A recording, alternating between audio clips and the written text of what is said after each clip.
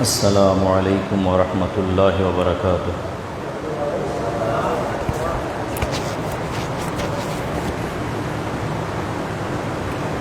الحمد لله نحمده ونستعينه ونستغفره ونؤمن به ونتوكل عليه ونعوذ بالله من شرور أنفسنا ومن سيئات أعمالنا. من يهده الله فلا مضل له ومن يضلله فلا هادي له. ونشهد أن لا إله إلا الله وحده لا شريك له. ونشهد أن سيدنا ونبينا ومولانا محمدا عبده ورسوله. أما بعد فقد قال الله تعالى عز وجل في كلامه المجيد وفرقانه الحميد في شان حبيبه ونبيه مخبرا وآمرا: إن الله وملائكته يصلون على النبي يا أيها الذين آمنوا صلوا عليه وسلموا تسليما. صلى الله على سيدنا محمد وآله وأصحابه وسلم.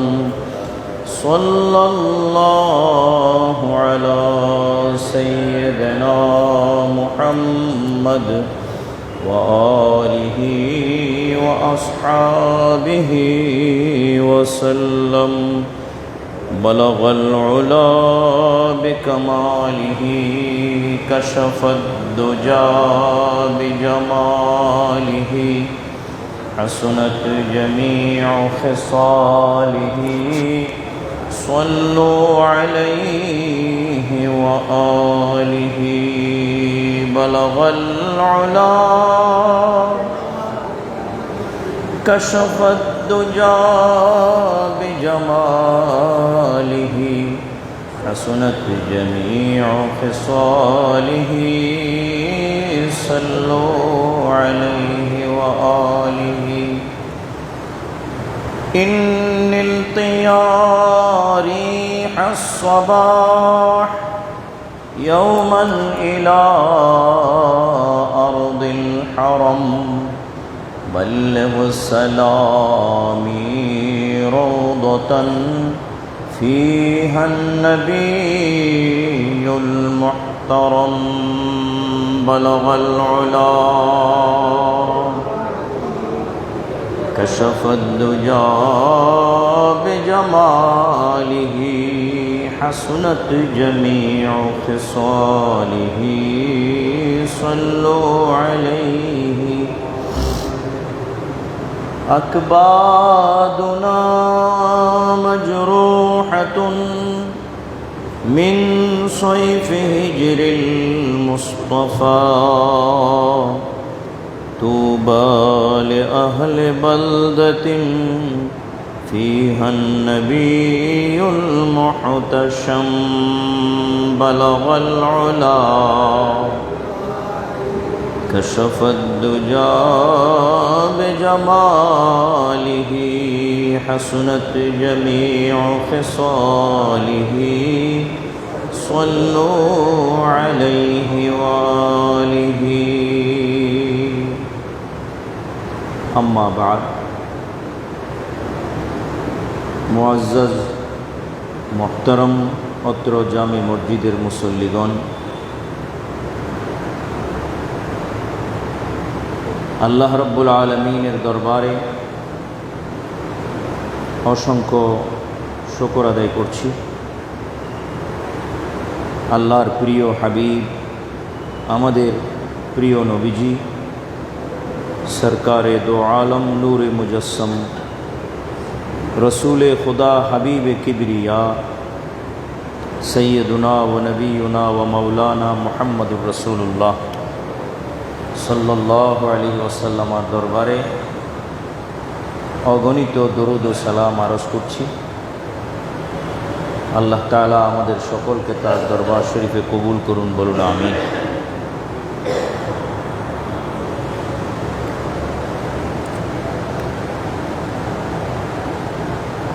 পবিত্র কোরআনে মজিদের ওই আয়াত যেটা গত জুমাবারে আপনাদের সামনে আলোচনা করেছিলাম, তেলাওয়াত করেছিলাম, সে আয়াতের আলোকে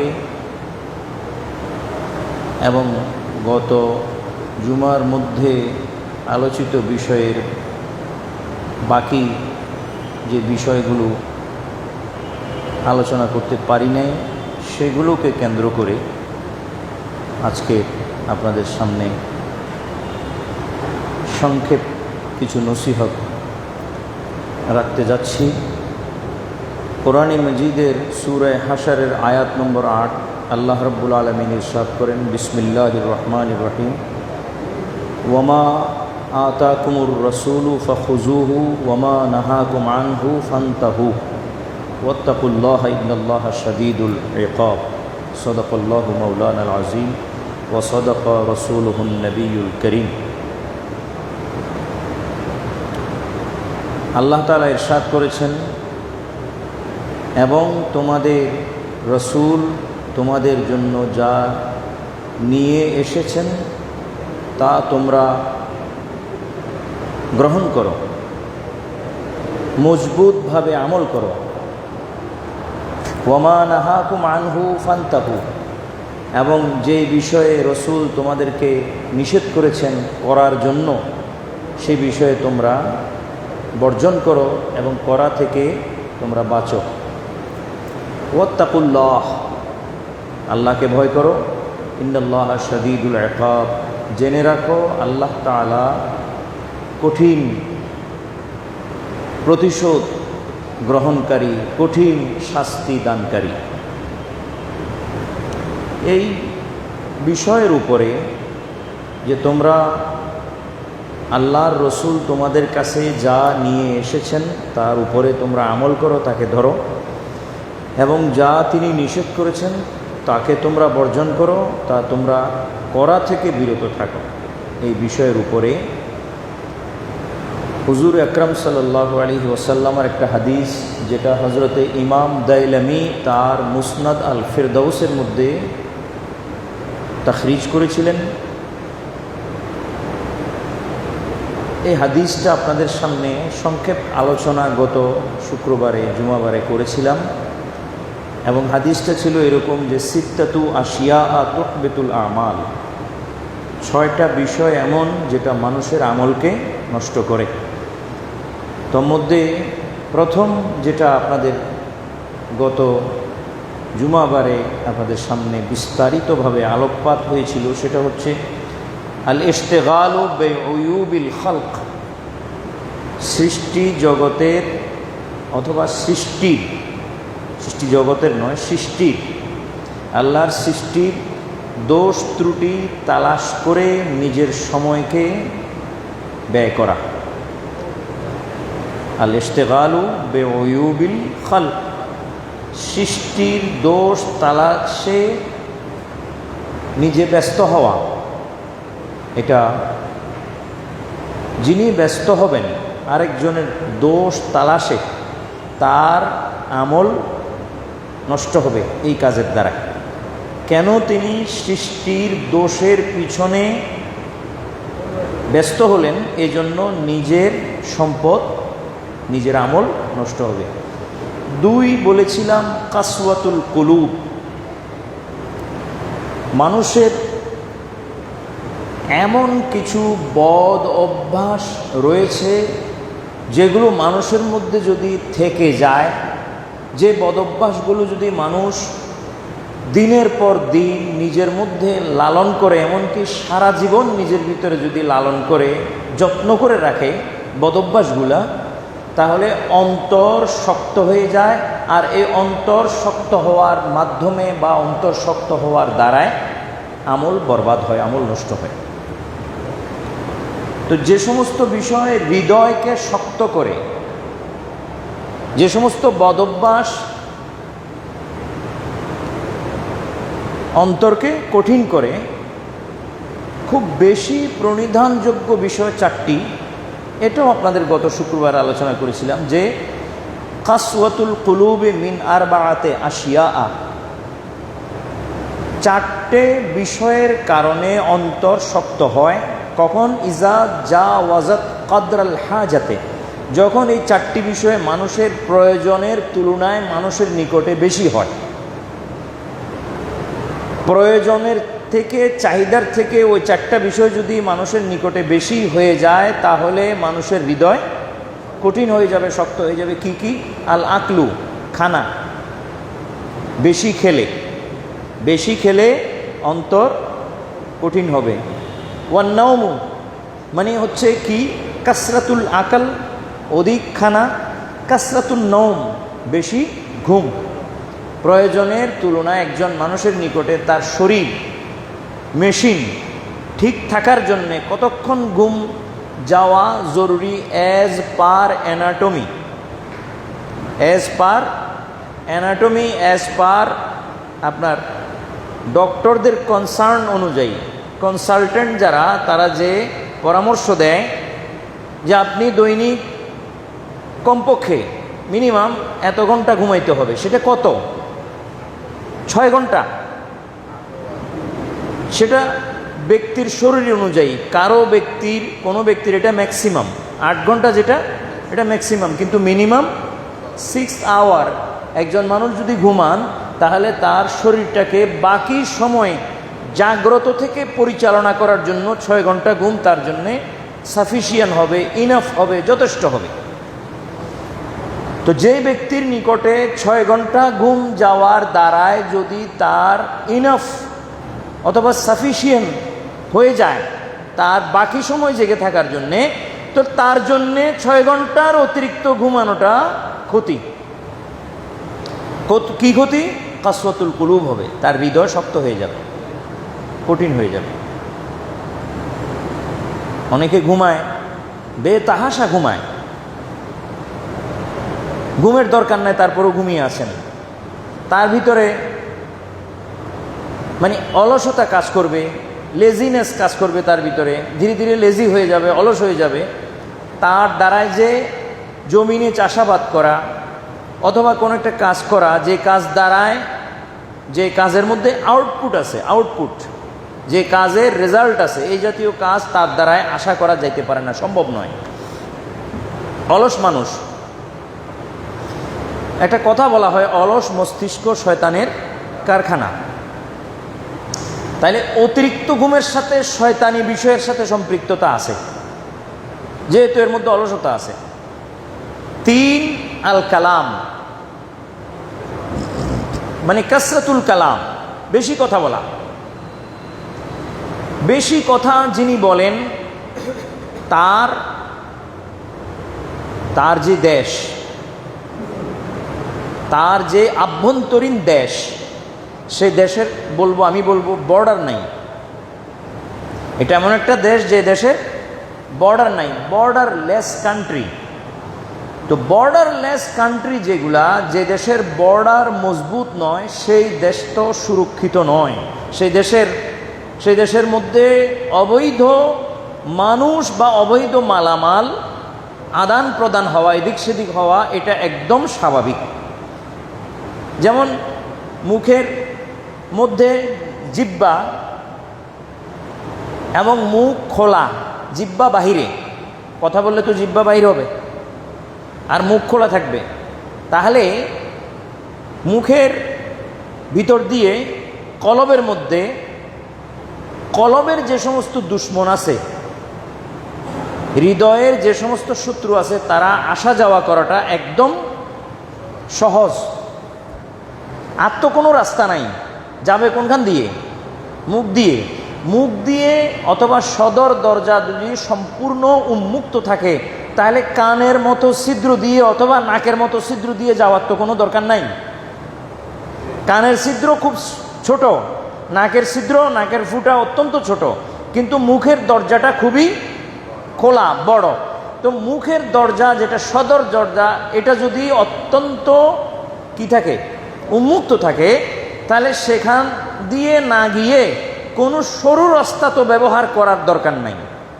এই জন্য যাদের মুখ সবসময় খোলা থাকে, ফর ফর ফর ফর করে বকতে থাকে, বলতে থাকে, তাদের হৃদয়টা কেন শক্ত হয়? যেহেতু হৃদয়ের মধ্যে হৃদয়ের শত্রু যেগুলো আছে সেগুলো আসা যাওয়াটার সে দরজা উন্মুক্ত করে দিয়ে রাখছে, সে ময়দান খোলা করে দিয়ে রাখছে, কোনো ব্যবস্থা নেই নাই, পদক্ষেপ নেয় নাই যে এটা বন্ধ করে শত্রুদেরকে যেন আটকানো হয়, এ জাতীয় কোনো পদক্ষেপ সে নেয় নাই। বিদায় তার হৃদয় সবসময় কঠিন থাকে, শক্ত থাকে, কাসওয়াতুল কুলুব হয় তার। 4 আল মুখালাতাতু, মানুষের মাঝে বেশি বিচরণ করা, যে কোনো মানুষের সাথে মিশা। আরে ভাই, আপনি আমি একজন ইমানদার, আমি যে কোনো মানুষের সাথে মিশতে পারবো? যে কোনো মানুষের সাথে মিশার তো অনুমতি আমার আর আপনার নাই। হ্যাঁ, আল্লাহ নবী সাল্লাল্লাহু আলাইহি ওয়াসাল্লাম বলেছেন যে বৈঠক, কোন বৈঠকে বসবে, একজন ব্যক্তি কোন বৈঠকে বসবে। খায়রুল মাজালেস, খায়রুল মাজালেস হচ্ছে কোনটা? যে মজলিসে আল্লাহর জিকির হয়, যে মজলিসে আল্লাহর জিকির হয়, এটা হচ্ছে মজলিসগুলোর মধ্যে সর্বোত্তম মজলিস। মজলিসুজ জাকিরিন, খায়রুল মাজালেসে মজলিসুজ জাকিরিন, জিকিরকারীদের মজলিস। আল্লাহ নবী সাল্লাল্লাহু আলাইহি ওয়াসাল্লাম সাহাবারা, আল্লাহ নবীর সাহাবারা মিশার মতো কোনো জায়গা যদি তাদের সামনে ইনস্ট্যান্ট না থাকতো, ইনস্ট্যান্ট নাই, এখন এই মুহূর্তে কার সাথে মিশবো, কোথায় বসবো, এরকম জায়গা পাচ্ছি না, তারা দরজা বন্ধ করে দিয়ে একা বসে থাকতেন, দরজা বন্ধ করে দিয়ে একা বসে থাকতেন তারা। এক সাহাবী আরেক সাহাবী জিজ্ঞেস করেন যে মা হাজিহিল ওয়াহদাতু ইয়া আবা যার, সাহাবী হযরত আবু যার দরজা বন্ধ করে বসে আছেন, আরেকজন এসে বললেন যে এটা কেমন বসা তোমার, তুমি একাকী বসে আছো? তখন তিনি বলেন, রাসূল সাল্লাল্লাহু আলাইহি ওয়াসাল্লাম বলেছেন যে মন্দ বৈঠকের তুলনায়, মন্দ জায়গায় বসার তুলনায় এরকম একা একই বসে থাকা উত্তম, এটা হুজুর বলেছেন। আবার জিকিরের মজলিসে গিয়ে বসা একা একই বসা থেকে উত্তম। প্রত্যেকটা বৈঠকের আল্লাহ নবী সাল্লাল্লাহু আলাইহি ওয়াসাল্লাম ক্যাটাগরাইজ করছেন, শ্রেণীবিন্যাস করছেন, যে যদি মন্দ লোকের সমষ্টি, যেখানে এমন লোক আছে যারা মিথ্যা বলে, গীবত করে, যারা পরনিন্দা করে, পরচর্চা করে, গালিগালাজ করে, হ্যাঁ, মুসলমানও আছে, মুমিনও আছে, ফাসেকও আছে, মুনাফেকও আছে, বেঈমানও আছে, কাফেরও আছে, এরকম বিশাল এক মজলিস, সেখানের মধ্যে গিয়ে মানুষের সাথে সামাজিকতা রক্ষা করা, সমাজ সামাজিকতা রক্ষা করার তুলনায় ঘরে একা বসে থাকা, জিকির না করে, কিচ্ছু নাই, এমনি একা বসে রয়েছি, মুখে কোনো জিকিরও করলাম না, একা বসে রয়েছি, তারপরও ওই রকম মজলিসে মিশার চেয়ে একা বসে থাকা কি হবে? উত্তম হবে। কেন? আল্লাহ নবী সাল্লাল্লাহু আলাইহি ওয়াসাল্লাম তার নবুয়তের নজরে দেখছেন যে ওখানে যদি আমার উম্মতকে পাঠাই আর সেখানে যদি তাদের সাথে মিশতে আমি অনুমতি দিয়ে দেই, তাহলে আমার উম্মত তার হৃদয়ের মধ্যে আল্লাহর মোহাব্বতকে ধরে রাখতে পারবে না, রসুলের ভালোবাসাকে ধরে রাখতে পারবে না। কারণ একটাই, যে আপনি 8-10টা ফ্রুট, ফল, আপেল হোক, কমলা হোক বা যে কোনো ফল হোক, আপনি রাখলেন একসাথে একটা ঝুড়ির মধ্যে, সেখানে একটা ফল কোনো কারণে পচে গেছে, এক সাইড থেকে পচা ধরছে, তো এখন বাকি যে ভালো ফলগুলো সাথে আছে সেগুলো, ওই ভালো ফলগুলোকে সে পচা ফলটা কি পচায় ফেলবে? নাকি ভালো ফলগুলি পচা ফলটাকে ভালো বানাই ফেলবে? কোনটা বলেন না, বলেন, এটা আপনারা জানেন কিন্তু আমাকে বলেন, সাহায্য করেন। পচা যেটা সেটা ভালোগুলোকে পচাই ফেলবে। কেন, কি হয়েছে? ভালোগুলো ওইটাকে ভালো বানাই নিতে পারতেছে না? না, এটা হবে না। এটা আল্লাহর কানুন বিরোধী একটা বিষয়। আল্লাহ সিস্টেম এটা করেন নাই। আল্লাহ সিস্টেম করছেন অসতের সাথে যদি থাকে তাহলে সৎটাও কি হয়ে যাবে? অসৎ হয়ে যাবে। এই জন্য পচা ফলের সাথে যদি ভালো ফল থাকে, ভালো ফলের নিকটে এমন কোনো তাসির নাই যে পচাটাকে ভালো বানিয়ে ফেলবে। পচা ধরে গেলে আর ভালো হয় না সহজে, কোনো অবস্থাতে হবে না। ঠিক এইভাবে বাজে সঙ্গের মধ্যে যদি মানুষ মিশে তাহলে কোনো অবস্থাতে সে ভালো হবে না। তাকে ভালো হতে হইলে আউলিয়া একরামের সোহবতে যাইতে হবে, সলেহীন নেককারের সোহবতে, যারা আগে থেকে ভালো তাদের সাথে মিশতে হবে।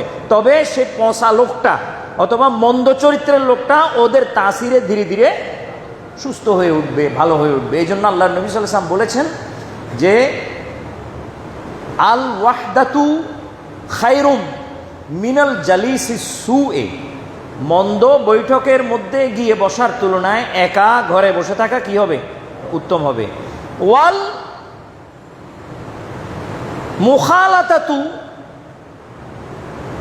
বিল মাজলিসিস সালেহে খায়রুম মিনাল ওয়াহদাতে, আবার নেককার লোকদের মধ্যে গিয়ে বসা সেটা আবার ঘরের মধ্যে একা বসার তুলনায় হাজার হাজার গুণ উত্তম হবে, যেহেতু এটা সোহবতে সালেহ, নেককার ব্যক্তিদের সঙ্গ। আর এই পর্যন্ত যত বদকার, অন্যায়কারী, পাপী নেককার হয়েছে, শুদ্ধ হয়েছে, এটা সোহবতে সালেহীনের মাধ্যমে হয়েছে। হ্যাঁ, সোহবতে সালেহ কুনা, সালেহ তোরা, সালেহ কুনা, সোহবতে তোয়ালে তোরা তালে কুনাদের একটা ফার্সি একটা পংক্তি, যেখানে একথা উল্লেখ করা হচ্ছে যে নেককারের সাথে বসলে বদকারও নেককার হয়ে যায়, আর বদকারের সাথে বসলে নেককারও বদকার হয়ে যায়। গুনাহগারের সাথে ইমানদার বসলে অনেক সময় ইমানদারও কি হয়ে যায়? এটা সোহবতের তাসির। এটা কি ইংলিশে আমি তো আরও কয়েকবার বলছি, ইংলিশে আমাদের ক্লাস 7-এ একটা ইংলিশে কবিতা একটা গল্প পড়তাম আমরা। গল্পের চ্যাপ্টার টাইটেল ছিল এরকম যে a man is known by the company he keeps. একজন মানুষ পরিচিত হয় সে কিরকম সঙ্গী ধারণ করছে তার মাধ্যমে। সে কিরকম সঙ্গী কি করছে, কিরকম সঙ্গী সে নির্বাচন করছে, তার মাধ্যমে তাকে চিনা যায়, জানা যায় তার সঙ্গী কিরকম। সঙ্গী যেরকম সেও কি হবে, সেরকম হবে। সে চলে কার সাথে, উঠে বসে কার সাথে, তো ওরা যেই রকম সেও সেরকম হবে, ঠিক না? এটা ছিল চ্যাপ্টার টাইটেল, শিরোনাম। ভিতরে গল্পটা কিরকম ছিল যে একদল চড়ুই পাখি ধান খেতে, ধান খাওয়ার জন্য বসছে, ধান খাইতেছে, পাকা ধান খাইতেছে। এদের সাথে বাবুই পাখি এসেও ওখানে ঢুকছে, ধান গাছের উপরে কিছুক্ষণের জন্য স্টে করছে, অবস্থান করছে। কিন্তু বাবুই পাখির খানার যে অভ্যাস, এই অভ্যাসের মধ্যে ধান খাওয়া বিষয়টা নাই। বাবুইকে ধান খায় না, বাবুই ধান খায় না, ধান খায় চড়ুই পাখি। বাবুই পাখি ধান কোন অবস্থাতে খায় না। কিন্তু এখানে আসছে কেন? আসছে তার কিছু সঙ্গী চড়ুই পাখি, ওরা কি করতেছে দেখার জন্য, ওদের সাথে থাকার জন্য, ধান খাওয়ার জন্য আসে নাই। তো কৃষক এক ঝাঁক পাখি দেখে সে জাল আছে না, জাল ফ্লাই করছে, জাল মারছে।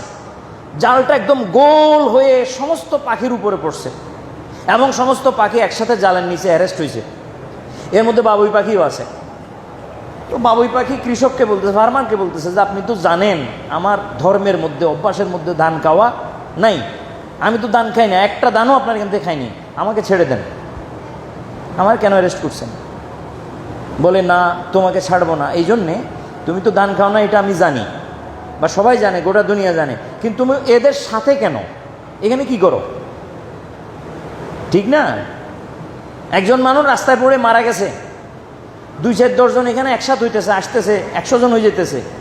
হ্যাঁ, একজন যায়, এর মধ্যে একজন যায় একবারে আবেগপূর্ণ হয়ে, যে মরে গেছে রাস্তার বিছখানে পড়ে রয়েছে, এরে টানি একটু এক পাশে আনি দিই, নইলে তো এরে এমনি তো মারি থুইছে গাড়িয়ে, আবার ডলিয়ে সম্পূর্ণ পিষ্ট করে দিবে, তাই জন্য তো ও যখন আনতে গেছে এনে রাস্তার পাশে রাখতেছে, এমন সময় আসছে পুলিশ, এসে এর অ্যারেস্ট করছে।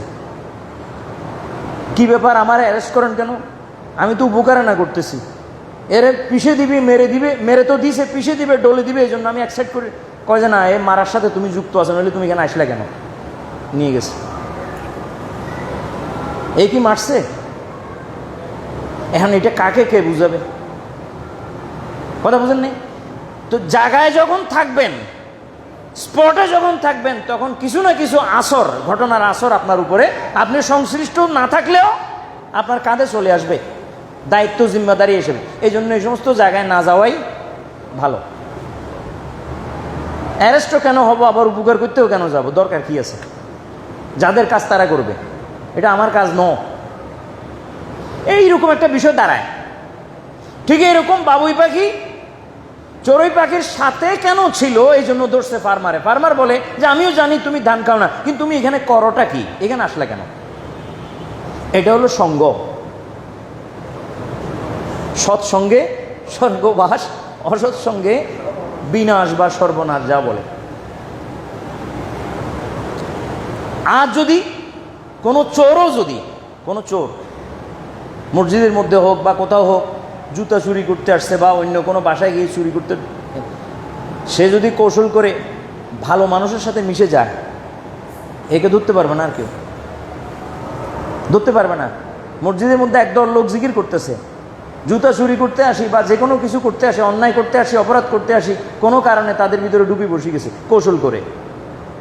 এখন বাকি সবাই তো মনে করবে এরা যেরকম জাকিরিন জিকিরকারী, নিশ্চয় এও জিকিরকারী, আলাদা করার কোনো সুযোগ থাকবে না।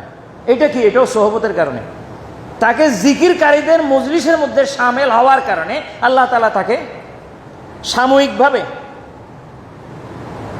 কিভাবে, সম্পূর্ণ নয়, সাময়িকভাবে আল্লাহ তাকে বাঁচিয়ে ফেলছেন, নাজাত দিয়ে ফেলছেন। কিন্তু ও কি করছে এটা রেকর্ডে আছে, কিয়ামতের দিন বিচার হইতে পারে এটা। কিন্তু আপাতত তাকে আল্লাহ তাআলা কি করছেন। আর এটা শুধু কি আমি ঘটনার সাথে ঘটনা মিলাচ্ছি বা এই জাতীয় কিছু বাস্তব ঘটনা দুনিয়াতে ঘটে, এই জন্য আমি ঘটনাকে কেন্দ্র করে বলতেছি না, এটার হাদিসও আছে। এটা শুধু ঘটনার সাথে ঘটনা মিলিয়ে দেওয়া নয়। হুজুর আকরাম সাল্লাল্লাহু তাআলা আলাইহি ওয়াসাল্লামের হাদিস, মিশকাত শরীফে হাদিসটা আছে, অন্যান্য সেহার কিতাবেও হাদিস আছে, এবং এটা অনেকে জানেন, বড় বড় আলেমরা এটা যুগের পর যুগ মানুষকে সোহবতের বিষয়ে ওয়াজ করতে গিয়ে হাদিসটা মানুষের সামনে শুনিয়েছেন। তারা আল্লাহর নবী সাল্লাল্লাহু আলাইহি ওয়াসাল্লামের হাদিস, যে হুজুর সাল্লাল্লাহু তাআলা আলাইহি ওয়াসাল্লাম ইরশাদ করেন, একদল লোক জিকির করতেছেন, একদল লোক কোথাও বসে জিকির করতেছেন। এটা জিকিরের ফজিলতের, মজলিসের ফজিলতের হাদিস। আল্লাহ তাআলা ফেরেশতাদেরকে জিজ্ঞেস করতেছেন, এরা কারা, কি করে? দেখে তো আল্লাহ তাআলা জানা সত্ত্বেও যে এরা, দেখো এরা কি করে, এরা কারা, কি করে, বলেটা কি? তখন ফেরেশতারা রিপোর্ট দেয় আল্লাহর সামনে যে আল্লাহ একদল লোক আপনার নাম স্মরণ করতেছে, জিকির করতেছে। এখন আল্লাহ রাব্বুল আলামিন বলেন যে তাহলে একটা কাজ করো, তোমরা সেখানে যাও এবং তোমরা তাদেরকে চতুর্পাশ থেকে বেষ্টনী দিয়ে তোমাদের বেষ্টনীর মধ্যে তাদেরকে দাখিল করো, আবদ্ধ করো চতুর্পাশ থেকে, যেন কোথাও কোনো ফাঁক না থাকে, পিন আপনার পতন জায়গা যেন না থাকে, পিন পতনের জায়গা। এবং তোমরা একজন আরেকজনের উপরে জায়গা নাও, একজনের কাঁধে আরেকজন, একজনের কাঁধে, এরকম করতে করতে আসমান ও জমিনের মাঝখানে একটা নল বা চোঙ্গা নল সৃষ্টি করো। আর এই নলের ভিতরে তারা, বুঝে আসেনি ভাই? আল্লাহ রাব্বুল আলামিন তারা এটা করার পর তার রহমতকে ওই ফেরেশতাদের বেষ্টনীর মাঝে, রহমতে তার অহরহ রহমত আল্লাহ তাআলা সেখানে নাজিল করতে থাকেন। ফেরেশতারা যখন বেষ্টনী দেয়, তখন একজন লোক, যে কোনো একজন লোক পথিক পথে হাঁটতেছে, সেখানে মানুষগুলো জমা হতে দেখে তার কি মনে চাইলো, হঠাৎ মনের মধ্যে কি ইন্টারেস্ট লাগলো যে এখানে কারা কি করে একটু দেখি। আমাদের মানুষেরা তো সাধারণত অ্যাক্সিডেন্ট হলে বা কোনো একটা ঘটনা ঘটলে মানুষ নিজের প্রয়োজনীয় কাজ ফেলে দিয়ে ওটা দেখার জন্য একটু মাথাকে ওদিকে ডু মারে। এরকম ডু মারার জন্য একজন আসছে বাইর থেকে, সেখানে ঢুকার চেষ্টা করতেছে এবং ঢুকে তাদের মাঝে সামিল হওয়ার জন্য সে চেষ্টা করতেছে। আল্লাহকে ফেরেশতারা বলেন যে হে আল্লাহ, জিকিরকারী মানুষগুলো এইগুলা, আর এই মানুষটা হঠাৎ করে বাহির থেকে আসছে, আমরা কি এর বাইরে রাখবো না ভিতরে আনবো? তখন আল্লাহ তাআলা ফেরেশতাদেরকে বলেন যে একে ভিতরে নাও। ফেরেশতারা আবার প্রশ্ন করেন যে আল্লাহ একে ভিতরে কেন নেবে? তো আগে থেকে জিকিরের নিয়তে এখানে আসে না, এও হাঁটতেছে, হঠাৎ করে আসে ঢুকছে। তখন আল্লাহ বলেন যে তাকে অন্তর্ভুক্ত করো। আমি বলতেছি, আমি আল্লাহ বলছি তাকে অন্তর্ভুক্ত করো। কেন? লা ইয়াশকা জালিসুহুম, যাদেরকে এই লোক দেখার জন্য আসছে, যাদেরকে দেখার জন্য আসছে, যাদের প্রতি সে ইন্টারেস্টেড হয়েছে, আবেগপূর্ণ হয়েছে, তো এটা এমন একটা কাজ যে কাজের প্রতি কেউ যদি আবেগপূর্ণ হয়, কাজ করা না, কাজ করলে তো কোন পর্যায়ে যাবে আল্লাহ ছাড়া কেউ জানে না, কিন্তু কেউ যদি আবেগপূর্ণ হয় সে কখনো তকদির ফাটা বরাত ফাটা হয় না, সে নেককার হবে বিদায় তো সেখানে আসছে। সে একজন নেককার হবে বিদায় তো এখানে আসছে, না হলে এখানে তো আসতো না সে। এই জন্য সোহবতের কারণে আল্লাহ তাআলা তাকে সোহবত, এটা একটা সোহবত, কিন্তু যে বাহির দিয়ে হাঁটতেছিল হঠাৎ করে জিকিরের মজলিসে সে ঢুকে একটু দেখতেছে এরা কি করে, ভালো লাগতেছে, আর একটু থাকি না, আরো ভালো লাগতেছে, আর একটু থাকি। এরকম যে মাহফিলগুলো রাস্তার পাশে বা বিভিন্ন জায়গায় খুব নিকটে যেখানে হাঁটি যাওয়া যায়, একজন মানুষ রাস্তা দিয়ে হাঁটতেছে, একজন হুজুর খুব ভালোভাবে ওয়াজ করতেছেন, হঠাৎ করে দিল লেগে গেছে, সেখানে দাঁড়ায় শুনে কিছুক্ষণ। এই লোককে আপনারা কি মনে করেন? এটা এই হাদিসের মেজদাকের লোক, যে ও এখানে দাঁড়াইছে, ভালো লাগছে, তো ও মনে করছে চলে আসবে, কিন্তু ওকে টানতেছে, কোনো মতে সে এখান থেকে আর ছুটতে পারতেছে না, দাঁড়ায় রয়েছে তো দাঁড়ায় রয়েছে। তার ওই কাজ, যেই কাজের দিকে সে যাইতেছিল সেটা ডিলে হয়ে গেছে, দেরি হয়ে গেছে, এই দিক দিয়ে ওয়াজ শুনতে শুনতে। এরকম হয় না? হয় না? হ্যাঁ, হয়। তো এই লোকের ব্যাপারে আল্লাহ বলতেছে লা ইয়াশকা জালিসুহুম, যে যারা আছে তারা যেরকম ভাগ্যবান, এইখান দিয়ে যাওয়ার সময় হঠাৎ করে তার নজরে পড়ছে, সেও এদের মতো ভাগ্যবান, অন্তর্ভুক্ত করে নাও। এই হলো সোহবতের। হ্যাঁ, এই জন্য ওই যে কথা শুরু করছি কোত্থেকে, আল মুখালাতাতু কাসরাতুল মুখালাতাতি বিন্নাস, মানুষের দলের মধ্যে বেশি বেশি সামিল হওয়া, এটা মানুষের হৃদয়কে কঠিন করে দেয়। কোন ধরনের দল? যে ধরনের দলের মধ্যে সব রকমের অভ্যাসের মানুষ আছে, মুমিনও আছে, ফাসেকও আছে, কাফেরও আছে, মিথ্যাবাদীও আছে, হ্যাঁ, ঘুষখোরও আছে, চোরও আছে, ডাকাতও আছে, সবাই এই জাতীয় দলের মধ্যে রাসূল সাল্লাল্লাহু আলাইহি ওয়াসাল্লাম তার উম্মতকে সংযুক্ত হতে নিষেধ করছেন, যে না, এই জাতীয় মজলিসে যাইও না, বরং জিকিরের মজলিস যদি হয়, খালেস ইবাদতের মজলিস হয়, সেখানে শামিল হওয়াতে ক্ষতি তো দূরের কথা, আরও লাভ আছে।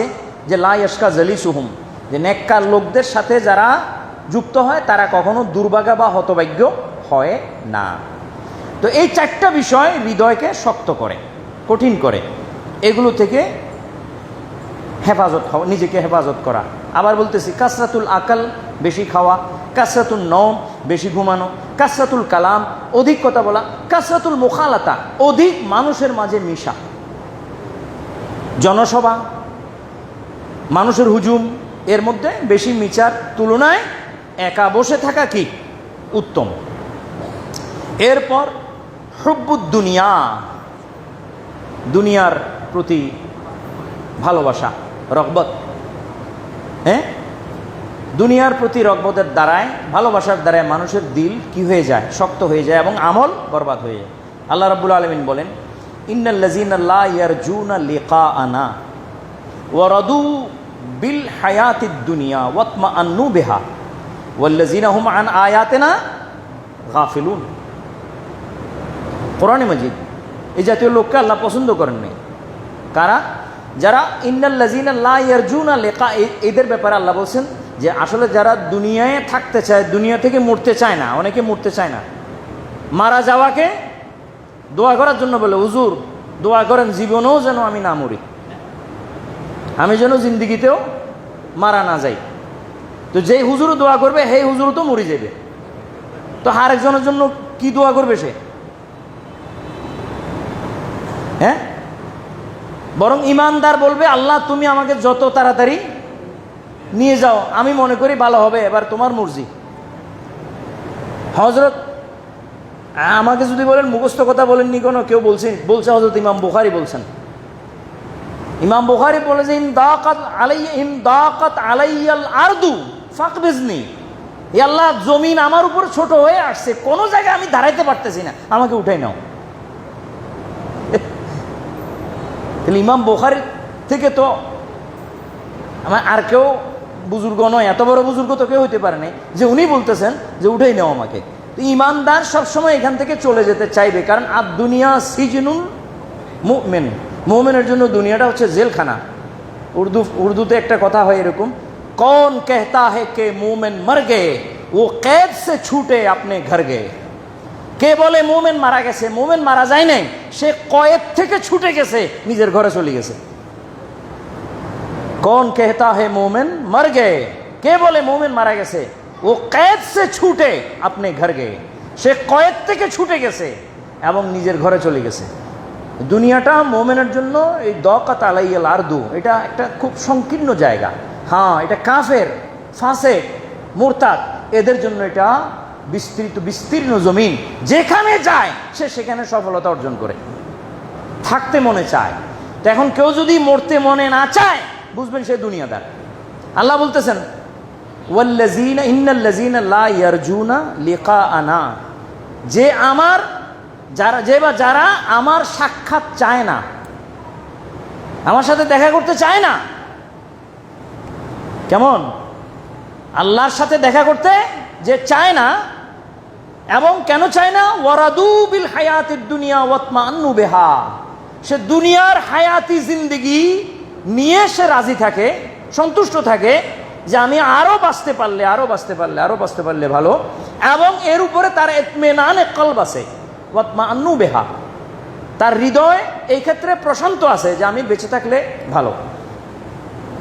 ওয়াল্লাযীনা হুম আন আয়াতিনা গাফিলুন, তারা তো ওরাই যারা আমি আল্লাহর আয়াত থেকে গাফেল, আমি আল্লাহর আয়াত থেকে গাফেল, আমার আয়াত বা আমার নিদর্শন তাদের সামনে আসে নাই, এই কারণে সে তাদের দুনিয়ার মহাব্বত, হুব্বুদ দুনিয়া তাদের ভিতরে গালেব, আর এরা আমার সন্তুষ্টি, আমার রেজা এবং আমার লেখা, আমার সাক্ষাৎ তারা চায় না। এই জন্য মুমিনকে আল্লাহর নবী এই আয়াতের প্রেক্ষিতে আল্লাহর নবী হযরত জনাব মুহাম্মদুর রাসূলুল্লাহ সাল্লাল্লাহু আলাইহি ওয়াসাল্লাম মুমিনকে দুনিয়ার প্রতি মোহাব্বত, রগবত, ভালোবাসা দিতে নিষেধ করছেন। দুনিয়ায় থাকো কিন্তু দুনিয়াকে ভালোবাসিও না। দুনিয়াদারি যদ্দূর বেঁচে থাকার জন্য দরকার এদ্দূর করো, বাকি ক্ষেত্রে দিনদার হয়ে যাও, আল্লাহওয়ালা হয়ে যাও, যদ্দূর দরকার এদ্দূর। একটা মানুষ দুনিয়াতে বেঁচে থাকার জন্য 28,000 30,000 কোটি টাকা দরকার। হ্যাঁ, তো কারো মালিকানায় তো 30,000 না 30 লাখ কোটি টাকা আছে। আবার তিনি ঋণ খেলাপি, আবার তিনি মানে কি আর কত বলবো এগুলা। একটা মানুষ সমাজতান্ত্রিক দেশ যেগুলা, যেমন চাইনা, আমি সমাজতন্ত্রের কথা বলে ইজমকে আমি করতেছি না, সেখানকার অভ্যাস চরিত্র কিরকম সেটা বলতেছি। সমাজতান্ত্রিক কোনো দেশ হলে এটা সম্ভব হইতো না যে একজন লোকের কাছে এতগুলি টাকা এটা বন্টন করে দিতে হবে, একজনের কাছে এতগুলো থাকতে পারবে না। ঠিক এইরকম না বিষয়টা? এটা রাষ্ট্রে কন্ট্রোল করবে, বাবা তোমার পরিবারের লোক কয়জন, তোমাদের কত টাকা দরকার, এত টাকার বেশি 1 টাকাও নিজে রাখতে পারবেন, এটা সরকারি কোষাগারে দিয়ে দিতে হবে।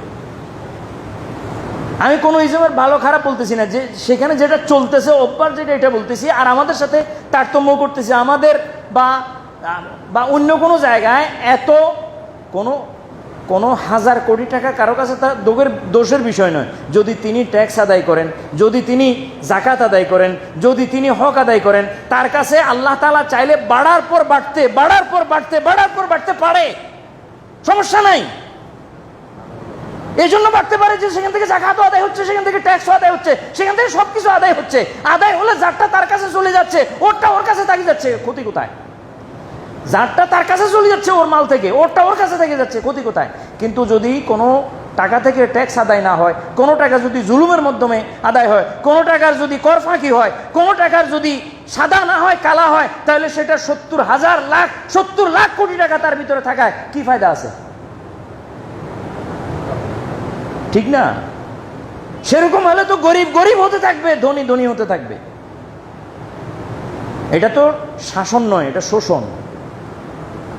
আর এই জাতীয় চরিত্র, এটাকে বলে হুব্বুদ দুনিয়া, এটা হলো দুনিয়াদারি। কিন্তু সালমান ফার্সি যদি হন, ওসমানে গনি যদি হন, 100,000 কোটি টাকার মালিক, সাথে সাথে জাকাত আদায় করা, গরিবের হক দেওয়া, রাষ্ট্রের ট্যাক্স আদায় করা, সব কিছু আছে। ওসমানে গনির নিকটে রসুল সাল্লাল্লাহু আলাইহি ওয়াসাল্লাম কোন একজন করজদারকে পাঠাইছেন। রসুলে পাকের কাছে আসছেন। কার কাছে আসছেন?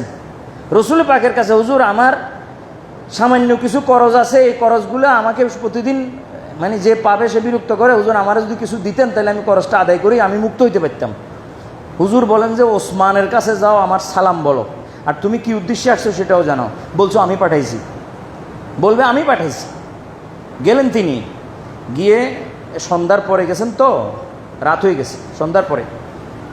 তো উনি শুনতেছেন হযরত ওসমান রাদিয়াল্লাহু তাআলা আনহু দরজার বাহির থেকে তার বিবিকে, হযরতে নায়েলা রাদিয়াল্লাহু আনহা, নায়েলা, তাকে তিনি ডাঁটতেছেন। কিসের কারণে ডাঁটতেছেন? যে তুমি কপি আছে না, যেটা চেরাক বাতি, কপির মধ্যে রুই রেশা মোটা দিয়ে ফেলছো, যার কারণে এটা তেল বেশি টানতেছে, তেল বেশি খরচ হইতেছে। এত মোটা রশি দিয়েছিল, চিকন রশি দিলেও তো সাহিত্য। এই বিষয়ে তিনি তার স্ত্রীকে বকাঝকা করতেছেন, ডাঁট দিচ্ছেন। এটা শুনতেছেন ওই বাইরের লোকটা, মনে মনে বলতেছেন, আল্লাহ নবী সাল্লাল্লাহু আলাইহি ওয়াসাল্লাম আমাকে যার কাছে পাঠাইছেন সে এত কঞ্জুস, এত কিপটা, যে একটা রুই, সাধারণ রুই তেল টানলে আর কদ্দুর টানবে, বেশি কদ্দুর টানবে, সেই বিষয়ে তিনি তার স্ত্রীকে এইভাবে ডাঁটতেছেন, বকাঝকা করতেছেন। তো সে আমার করজ কি আদায় করবে? বরং আমি যদি তার সামনে বলি তো নিজেও লজ্জিত হবে, আমার মানে আমার গোপন মানে আমার দুর্বলতার বিষয়টা প্রকাশ পাবে আরেকজনের মানুষের কাছে। এই জন্য আমি না বলে চলে যাই, এটাই বেহতর হবে। উনি চলে যাওয়ার জন্য, ওখান থেকে ফিরে আসার জন্য আসছিলেন। এমত অবস্থায় তার স্মরণ হলো যে রসুল সাল্লাল্লাহু আলাইহি ওয়াসাল্লাম তো আমাকে একটা সালামও দিয়েছিলেন ওনার জন্য, সালামটা তো পৌঁছানো জরুরি। তিনি দরজা বাড়ি দিয়ে হযরত ওসমানকে ভিতর থেকে আনাইছেন বাইরে, আনাইয়া বলতেছেন যে আমাকে হুজুর সাল্লাল্লাহু আলাইহি ওয়াসাল্লাম আপনার কাছে পাঠাইছেন, তিনি আমাকে আপনার জন্য সালামও দিয়েছেন, হুজুরের সালাম গ্রহণ করবেন। আর তিনি আমাকে এই উদ্দেশ্যে পাঠাইছেন, আমি হুজুরের কাছে গেছিলাম, হুজুর আপনার কাছে পাঠাই দিয়েছেন। এবং সাথে সাথে সর্বশেষে বললেন, হুজুর আমার উপরে ঋণের পরিমাণ একটু বেশি। কারণ আগে দিয়ে শুনছেন যে স্ত্রীকে ডাকতেছেন, এখন যদি হালকাভাবে বলে তাহলে 2-4 টাকা, 10 টাকা, 20 টাকা, 25, 30 টাকা, 40 টাকা, 200 টাকা, 100 টাকা আনি দিবে, কিন্তু আমার ঋণ তো এর দ্বারা সুঝবে না, তো একটু বলে দিছে আমার ঋণ একটু বেশি। এটা বলার পর হযরত ওসমান রাদিয়াল্লাহু তাআলা আনহু ভিতরে যান নাই। আর এতক্ষণ তো দরজায় ছিলেন, ভিতরে যান নাই, জামা গায়ে দেওয়ার জন্য ভিতরে যান নাই। যেরকম ছিলেন ওই রকমের মধ্যে বাইরে চলে আসছেন। আস্তে আস্তে রাস্তায় চলে আসছেন। রাস্তা এসে এই বাজারের আশেপাশে বিশাল উঠান, সে বিশাল উঠানের মধ্যে শত শত উট বোঝাই মাল হযরত ওসমানের সন্ধ্যার আগেই আসছে সিরিয়া থেকে। এগুলো তিনি লক্ষ্য করে বললেন যে এখানে 100-এর উপরে উট আছে, এগুলোর মধ্যে যে মালমাতা আছে এর দ্বারাই তোমার করজ পরিশোধ হয়ে যাবে নাকি আরো বেশি লাগবে, এগুলো সব তোমাকে দিয়ে দিলাম, যাও। এদেরকে বলে ব্যবসায়ী। কোন ব্যবসায়ী? যে সুন্নতের উপর আমলকারী ব্যবসায়ী। এই জাতীয় ব্যবসায়ী যাকাতও আদায় করে, ট্যাক্সও আদায় করে, উপরন্তু রসুল পাক সাল্লাল্লাহু আলাইহি ওয়াসাল্লাম যদি কাউকে পাঠান তার লাজ রক্ষার্থে দান সৎকাও করে। এমন দান সৎকার যে দান সৎকার মেসাল নাই। তাদের যদি 1000 লক্ষ কোটি টাকাও যদি হয়ে যায়, এতে ক্ষতি কি? ক্ষতি তো নাই। কিন্তু আপনি আপনার কাছে চেক বই থাকবে না, আর জমা বই থাকবে শুধু। কিছু কিছু লোকের আছে যে ব্যাংকের ট্রানজ্যাকশন এরকম চেক বই নেই, চেক বই মানে তো খরচ। আছে কোন বই? জমা বই। খালি জমাইতে জানে, খরচ করতে জানে না। এই লোকগুলি 1 টাকাও জমানো উচিত না। বুঝে আসেনি ভাই? আপনি যা অর্জন করেন সেখান থেকে গরিবের হক আদায় করা আমার আর আপনার উপরে কর্তব্য, সেটা 1 টাকা হোক না কেন, কর্তব্য। আমি 1 টাকা বলছি একটা কম মেকদারের পরিমাণ বোঝানোর জন্য, না হলে শরীয়তের দৃষ্টিতে কয় টাকায় যাকাত আসে এটার একটা নির্দিষ্ট হিসাব আছে, সেটা বজায় রেখে কথা বলতেছি। তো হুব্বুদ দুনিয়া, দুনিয়াকে এমনভাবে ভালোবাসা, শেষ পর্যন্ত এমন অবস্থা হবে দুনিয়া থেকে জান যাওয়ার সময় কষ্ট হবে। একজন লোক আসছেন রসুল পাক সাল্লাল্লাহু আলাইহি ওয়াসাল্লামের কাছে, উনি বলতেছেন, ইয়া রাসূলুল্লাহ, আমার মৃত্যুর কথা শুনলে বড় কষ্ট লাগে এবং খুব ভয় লাগে। মৃত্যুর কথা চিন্তা করলে আমার ভয় লাগে, খুব কষ্ট লাগে, আর যাইতে মনে চায় না। হুজুর বললেন, তাহলে তো তুমি মনে হয় বহুত বড় মালদার মনে হয়, মাল বেশি মনে হয় তোমার মালিকানায়। বা হুজুর, হ্যাঁ মাল তো বহুত, এই যে এই জন্য যাইতে পারতেছো না, এই জন্য ভয় লাগতেছে।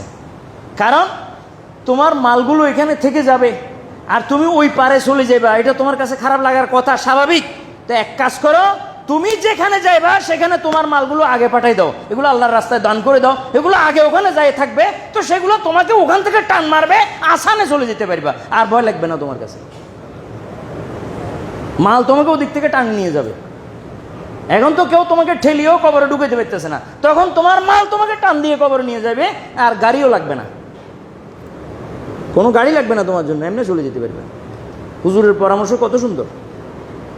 প্রিয় নবীজি হযরত মুহাম্মদ মুস্তাফা সাল্লাল্লাহু আলাইহি ওয়াসাল্লাম। আল্লাহু আকবার।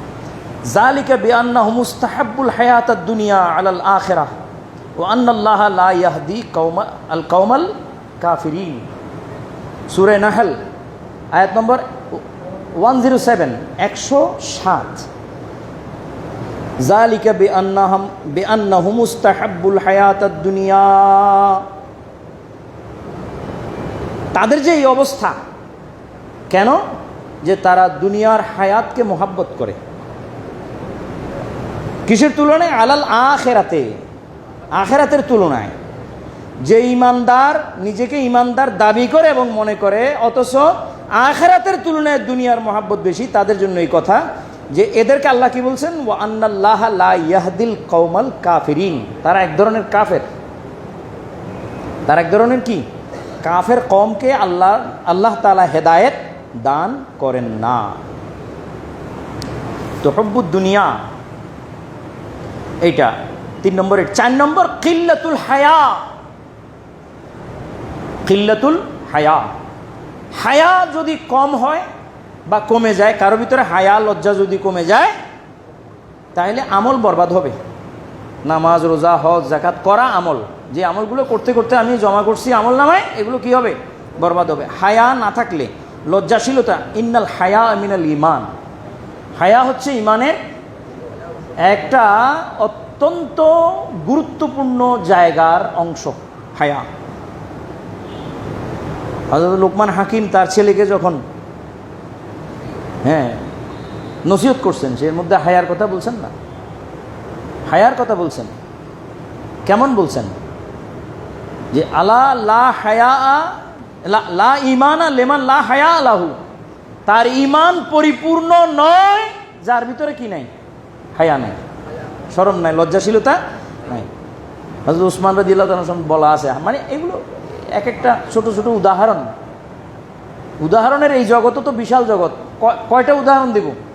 হযরত ওসমান রাদিয়াল্লাহু তাআলা বন্ধ গোসলখানার ভিতরেও কাপড়, গায়ের কাপড় খুলে গোসল করতেন না, গায়ের কাপড় লাগিয়ে ভিতরে থাকা অবস্থায় গোসল করতেন। গায়ের কাপড়ের উপরে পানি পড়তো, পানি শুবে শুবে গায়ের মধ্যে যেগুলো ঢুকতো এগুলো দিয়ে গোসল। বুঝে আসেনি কথা? জি জি। যদি তোমার কাছে হায়া না থাকে, তাহলে তুমি এমন অবস্থায় আসবা যে ফামাল মাশিতা, তুমি যা মনে চায় তা করতে পারবে, তোমাকে বাধা দিবে না। বাধা দেয় কিসে? বাধা তো দেয় হায়ায়। কোন একটা অন্যায় করার ক্ষেত্রে বা দোষণীয় বিষয় করার ক্ষেত্রে বাধা কিসে দেয়? মানে হায়াটাই হচ্ছে এমন অতন্দ্র প্রহরী, যেটা তোমাকে অনেক বিষয় থেকে হযরত উসমান রাদিয়াল্লাহু তাআলা বন্ধ গোসলখানার ভিতরেও কাপড় খুলে কোনোদিন, আমরা তো কাপড় খুলে গোসল করি না, উনি করতেন না। একদিন রাসূল সাল্লাল্লাহু আলাইহি ওয়াসাল্লাম খালি গায়ে বসা ছিলেন, এই নাভির উপর পর্যন্ত, গায়ের মধ্যে হুজুরের ছিল না, নিচে ছিল, উপরে ছিল না, খালি গায়ে বসা ছিলেন। হযরত আবু বকর সিদ্দিক রাদিয়াল্লাহু তাআলা আসলেন, হুজুর ওইভাবে বসা আছেন। ওমর রাদিয়াল্লাহু তাআলা আসলেন, ওইভাবে বসা আছেন। অন্যান্য সাহাবীরা আসলেন, হযরত আবু যর গিফারি আসছিলেন, আবার হযরত আপনার আনাস রাদিয়াল্লাহু তাআলা আসছিলেন, ওইভাবে বসা আছেন। দেখতেছেন হযরত উসমান আসতেছে, সাথে সাথে চাদর টেনে চাদর ঘুরে দিয়ে হুজুর সাল্লাল্লাহু আলাইহি ওয়াসাল্লাম বসলেন। এর আগে অনেকগুলো মানুষ এসে বসে গেছেন, কারো সামনে হুজুর চাদর দিয়ে বসেন না, খালি হযরত উসমানকে দেখার সাথে সাথে চাদর টেনে হুজুর, ওসমান আসি এখনো সারে নাই রাদিয়াল্লাহু আনহু, কিন্তু এতক্ষণ হুজুর চাদর পরা হয়ে গেছে। সাহাবারা জিজ্ঞেস করলেন যে এইরকম কাজ তো কোনোদিন করতে দেখিনি, আজকে কেন হঠাৎ করে? তখন হুজুর কি বলছেন? হুজুর বলছেন, আলা আস্তাহি মিন রাজুলিন তাস্তাহি মিনহুল মালাইকা, আমি কি ওই ব্যক্তি থেকে পর্দা করব না, হায়া করব না, লজ্জা করব না, যে ব্যক্তির ব্যাপারে আসমানের ফেরেশতারাও লজ্জা করে? হযরত উসমান, যে ব্যক্তির ব্যাপারে আসমানের ফেরেশতারাও কি করেন? লজ্জা করেন। আসমানের ফেরেশতারা ওনাকে লজ্জার ব্যাপারে অত্যন্ত ভয় করেন, হযরত উসমানকে, যে না হায়াওয়ালা মানুষ, খবরদার ওনার সামনে হায়া শরমের নিয়ে যেতে হবে। আল্লাহ, কথা বেড়ে যাচ্ছে, সময়ও নষ্ট হচ্ছে, আপনাদের ক্ষতি হয়, খারাপ লাগে, এই জন্য কথা বাড়াচ্ছি না, মজমুন বহুত লম্বা। কিল্লাতুল হায়া। 5 নম্বর তুলুল আমল, অধিক আশা রাখা। অনেকে শুধু ভাবতে থাকে, হ্যাঁ, আর পরিকল্পনা করতে থাকে, প্ল্যান করতে থাকে, প্ল্যান করতে করতে জীবন চলে যায়, কিন্তু একটা প্ল্যানও বাস্তবায়িত হয় না। এটা হলো আমল, আশা। এগুলো কে করায়? কে করায়? আল্লাহ, শয়তানে করায় অনেক সময়, যে আশায় আশায় বাঁচায় রাখে, কিন্তু আশা পড়ে, এগুলো সব দুনিয়াবি। আশার বিষয়গুলো যে আমার বাড়ি হবে, গাড়ি হবে, এই হবে, সেই হবে, বিজনেস হবে, ব্যবসা হবে, আশা করতে থাকে, প্ল্যান করতে থাকে, লিখতে থাকে, ডায়েরি মেনটেন করতে থাকে, কিন্তু কিচ্ছু হয় না। এই জাতীয় যাদের হয় তাদের আমল বরবাদ হয়, নামাজ, রোজা, হজ, যাকাত এগুলো বরবাদ হয় এইরকম আশা করার কারণে, যে আশাগুলো কি হয় না, প্রতিফলন করা কোনো অবস্থাতে সম্ভব হয় না। অনেকে তো আকাশ কুসুম চিন্তাও করে, যেটার জন্য উনি হামেল নন। আগে দেখতে হবে যে আমি কত মানের, কোন পর্যায়ের মানুষ, আমার দ্বারা কি কি হইতে পারে, সেই অনুযায়ী আশা করতে হবে। আশা আকাশ কুসুম করলে তো ওইটা কল্পনা। হ্যাঁ, তো এই আমল যেটা তুলুল আমল, অধিক লম্বা আমল, আমল আলিফ লাম, আলিফ মিম লাম, আমল মানে দীর্ঘ আমল, এর দ্বারায় ওয়াক্ত বরবাদ হয় এবং এর দ্বারায় ইবাদত নষ্ট হয়। 6 নম্বর আজ-জুলম। আজ-জুলমু জুলুমাতু ইয়াউমিল কিয়ামা। জুলুম হচ্ছে কিয়ামতের দিনের অন্ধকার। জালেমদের ব্যাপারে অনেক বলছে, আর বলার তো কিছু নাই। জালেমদের ব্যাপারে জানেন সবাই, কেউ একবারে কোনো না কোনো ক্ষেত্রে আমরা সবাই থোড়া থোড়া অল্প অল্প আমরা মজলুম অনেকেই। তো যে জুলুম করে, যার উপর অত্যাচার করে, অত্যাচারের ব্যাপারে সংজ্ঞা দেওয়ার তো দরকার নেই, সে তো বুঝেন যে একজন জালেম কি কঠিন পর্যায়ের হলে পরে তাকে জালেম বলা যায়। আল্লাহর নবী সাল্লাল্লাহু আলাইহি ওয়াসাল্লাম তার উম্মতের ব্যাপারে, উম্মতের মধ্যে জালেমদের ব্যাপারে সতর্ক করছেন। হ্যাঁ, যারা জালেম তাদেরকে আল্লাহ তাআলা পিঁপড়ার সাইজে, মানুষের আকৃতি কিন্তু সাইজ পিঁপড়ার দিয়ে কিয়ামতের ময়দানে হাসর করবেন। অন্যান্য বড় বড় মানুষের লাতির মানে পায়ের লাতির সাথে একদিক থেকে এদিক সেদিক যাবে। অন্য মানুষের তো আমি পিঁপড়া চোঁটে দিলে, পাড়াই দিলে কি বুঝতে পারি আমরা একটা পিঁপড়া পাড়াইতেছি?